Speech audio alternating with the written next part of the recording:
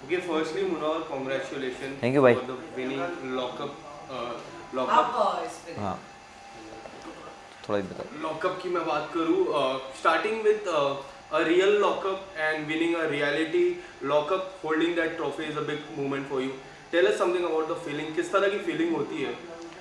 बिल्कुल आप पे वही फील होता है कि चाहे कुछ भी हो लाइफ में, आप रुकते नहीं हो और आप गलतियों से सीखते हो, आगे बढ़ते हो और जो अचीव करना चाहते हो वो कर लेते हो। कोई भी पतली गली पकड़ के या बड़ी सड़क पकड़ के कैसे भी पकड़ लो, बट भागना ज़रूरी होता है। तो भागो और हासिल कर लो। नाउ आफ्टर फ्यू डेज, एक हफ्ते हो जाएगी आपको जीतते हुए शो। किस तरह का रिस्पॉन्स मिल रहा है, किस तरह का प्यार मिल रहा है? बहुत अमेजिंग, बहुत अमेजिंग। बिलीव नहीं होता है जब लोगों को इस तरह जमा होते हुए देखता हूँ हर जगह जहाँ पे मैं जाता हूँ। तो बहुत खूबसूरत है ये, बहुत प्यार मिल रहा है और मैं चाहता हूँ ये बना रहे और इसके लिए मुझे बहुत मेहनत करनी पड़ेगी और उस मेहनत में काम शुरू हो चुका है।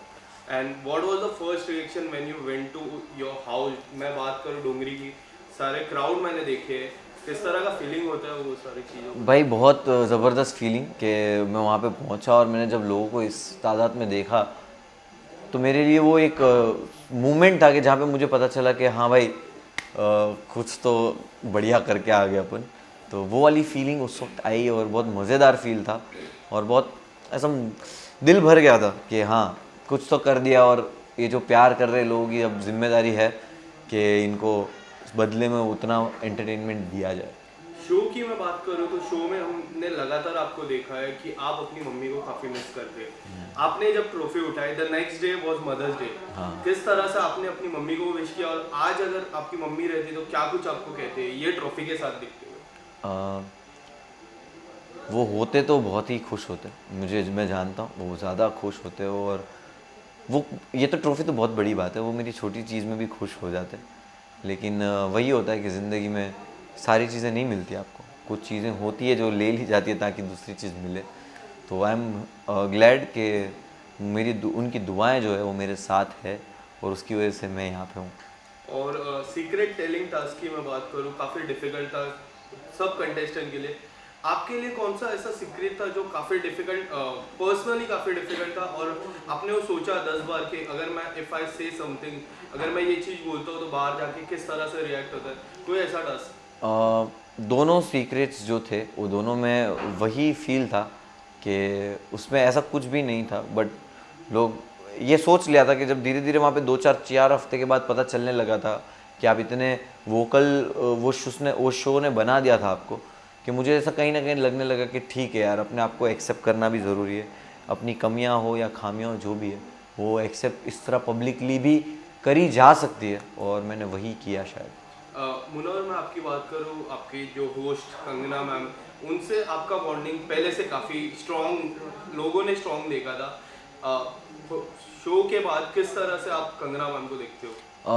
मैं कंगना को एकदम प्रोफेशनल देखता हूँ और सबको पता है वो बहुत बेहतरीन अदाकारा है, बट साथ साथ में एक समझदार, सुलझी हुई इंसान भी है जो हमें वक्त वक्त पे देखने मिली। जजमेंट डे पे कभी कभी उन्होंने जो चीज़ें कही है वो कहीं ना कहीं मैंने उससे कुछ सीखा है और उससे कुछ समझ के अपनी लाइफ में ऐड किया है।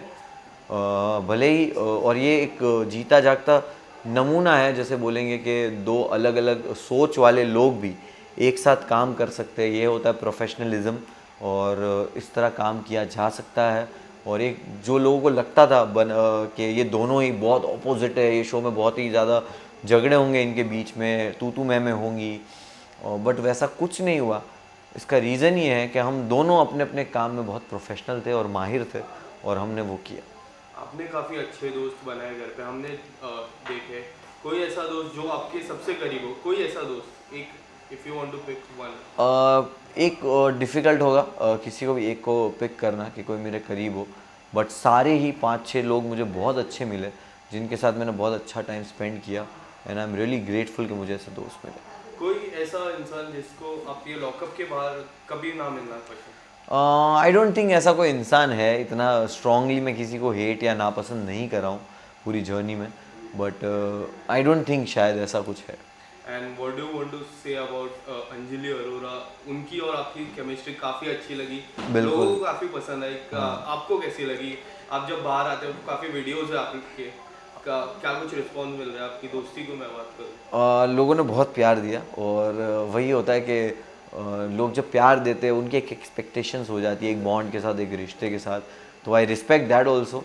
तो जो भी था बहुत अच्छा था, हम दोनों के बीच में जो दोस्ती थी और जिस तरह का हम लोगों का कंफर्ट लेवल था एक दूसरे के साथ, वो बहुत अच्छा था।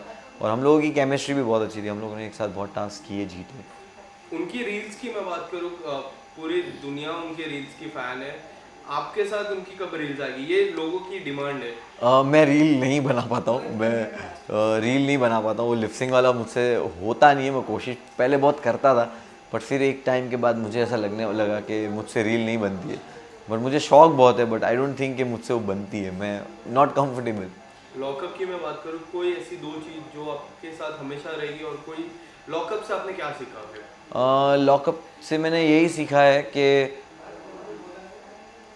आप हर चीज़ कर सकते हो, हर सिचुएशन में आप उससे बाहर आ सकते हो और हर काम कर सकते हो।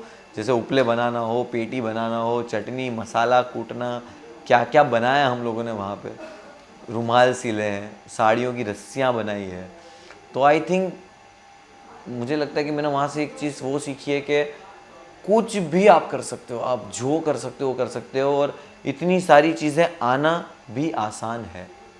सो अब आने वाले समय में मुनावर को हम कहाँ देख पाएंगे? आप मुनव्वर को कहीं ना कहीं ज़रूर देख लोगे। जैसे OTT हो गया, YouTube हो गया, हो सके तो TV हो गया, और सिनेमा हॉल भी हो गया इंशाल्लाह। तो जहाँ भी जाएंगे दिखेंगे। और लाइव स्टेज पे तो मैं बहुत जल्दी मिलूँगा कॉमेडी करता हुआ, तो ज़रूर आइएगा। Thank you sir.